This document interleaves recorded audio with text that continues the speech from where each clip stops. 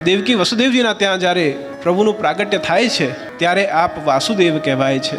નંદ યશોદાજીના ત્યાં જ્યાં આપનું પ્રાગટ્ય થાય છે ત્યારે આપ કૃષ્ણ કહેવાય છે, ત્યારે આપ નંદલાલ કહેવાય છે.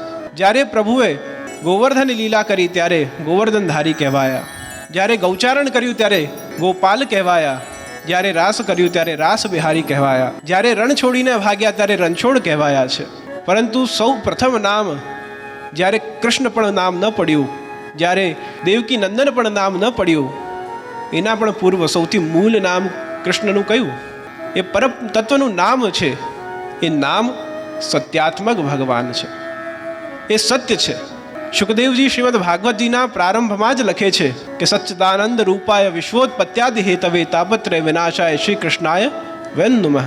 તો જેમાં સદંશ ચિદંશ અને આનંદંશ વિરાજમાન છે એ સચ્ચિદાનંદ સ્વરૂપ એ સત છે.